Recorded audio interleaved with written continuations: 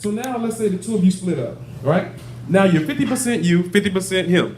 He's 50% you, 50% him. You go date other people. Now, once you get into this relationship with this next person and you marry them or have sex with them physically, what happens physically happens mentally and spiritually. Are we clear on that? Yeah. All right. So what it boils down to is you're going to get this churning effect of you keep having sex with so many different people. You're going to find yourself fragmented amongst so many different people, and you're not going to have a clue who you are or what's your purpose in life. All right. So that's why when you have sex with somebody, you literally degrade yourself, because a part of you is taken away.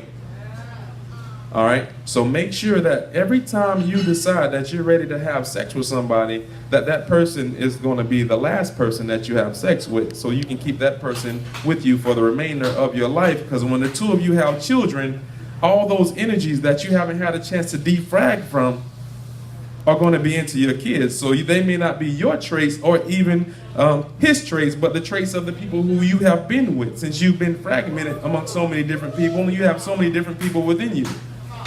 Am I making sense? Yeah. All right. So the way it's going to end up rolling down into is like, once I understood my purpose, I had to go through a social detox. Hence why many of you haven't heard of me or seen me, because I literally had to regrow myself. So only through the refinement of the mind, the development of one's intellect, that you can control the beast within. Right?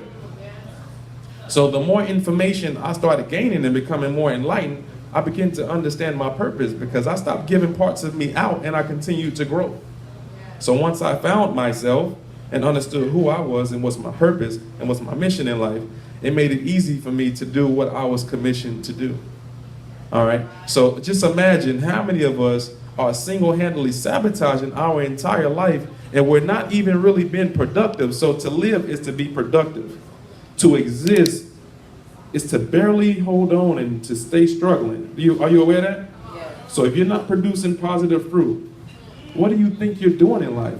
So my phrase in Autumn Blaze may already know it, but I always talk about living heaven on earth. Now, if your parents aren't going to be the ones to help cultivate you and develop you into being a great person, which is the role of a parent anyway, parent means to bring forth.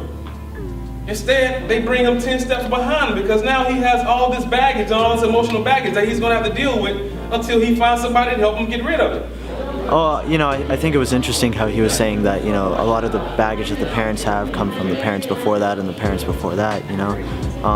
So you got to really understand where your parents are coming from too. Like, nobody's perfect, and of course every person's going to have their emotional baggage at some point. And, you know, observing your parents and your grandparents can really help you understand your emotional baggage. It was very on point on the top, and it goes very in depth compared to what everybody else when they talk about sexual awareness. In a way, he was like a father figure. I bet he was like a father figure to everybody that was in the audience. Like, he was just so caring and concerned and just true. Like, he was so genuine about it. Whenever you're getting ready to get into a relationship with somebody, make sure you know them. Make sure that you all relate on all areas. Because sex is something that's real huge, and that's why the poverty level is so high, is because people keep getting in relationships that they can't afford.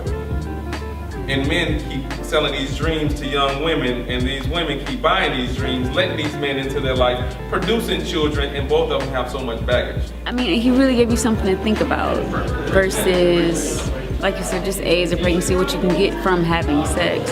But like the emotional things, you know what I'm saying? Like, it's like a bunch of, like, you start out pure, clean water, and then it just, as you go along, it just gets dirtier and dirtier. But you have a way to prevent that. You can stop that dirty water, you know, like that. I thought it was pretty good.